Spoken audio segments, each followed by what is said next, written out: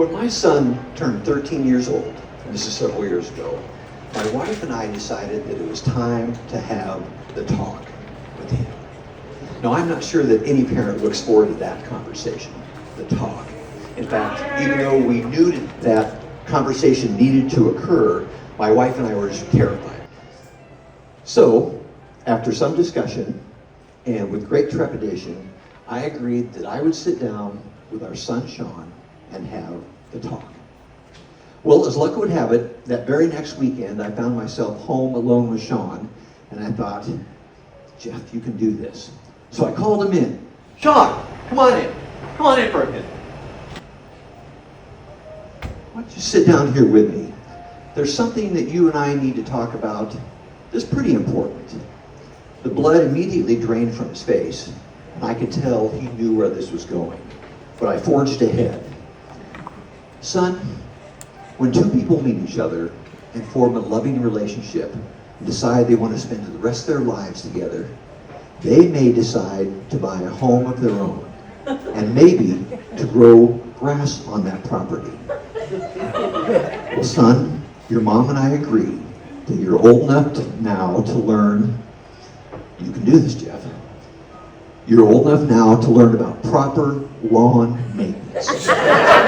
How to take care of a lawn, son. There it was. I had started the conversation, and I was nervous, very, very nervous still, but things were rolling and I didn't want to stop. I thought it would be useful maybe to lay down some basic concepts of lawn care first. Number one, Sean, there are certain things you want to grow on your grass and certain things that you do not. And knowing the difference between the two is key. Secondly, you're going to find that there are a lot of opinions and rumors and loose talk out there about lawn equipment, tools, and sequence and timing of lawn maintenance. And it can all be very, very confusing.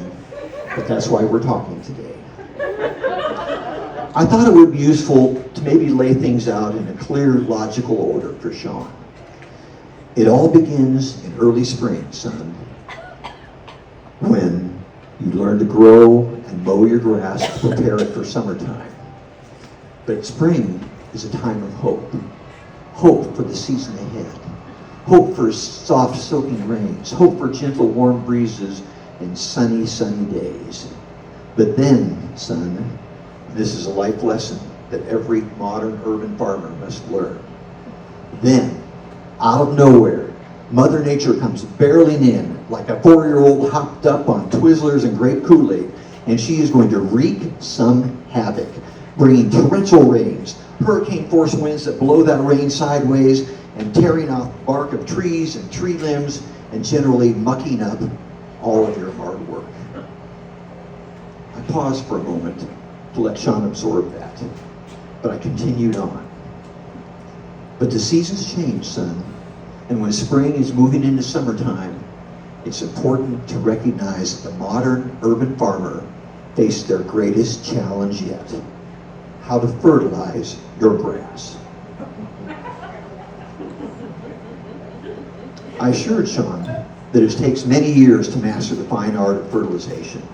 But I also stress the importance of paying attention to the mix of nitrogen, phosphorus, and potassium in your fertilizer. Fertilizer is the difference between a lush expanse of green lawn and a lawn that looks like you wanted brown and yellow streaks on it. I'm sorry, I apologize. I get very emotional when I talk about nitrogen, phosphorus, and potassium. But then the conversation took a turn.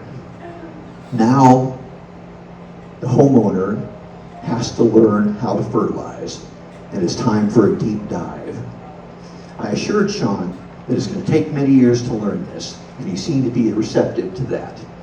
I said the most important thing is to recognize when you want to fertilize. So first, select the day you want to fertilize, and then the rest is simple, and it goes something like this. 24 hours before fertilizing, water the lawn thoroughly. Then the next day, after applying the fertilizer, water the lawn very, very lightly. And then for the next 24 hours, don't water at all. But 24 hours after that, start watering, and into the next week, but don't overwater. Are you getting this? Until the soil has absorbed the fertilizer. I stepped back for a moment. I knew I had to keep continuing. And then, son, and then when you least expect it, here comes good old Mother Nature again, jacked up like a 15-year-old on a Red Bull bender, and all of a sudden everything shuts down. Not a drop of rain, not a drop for weeks.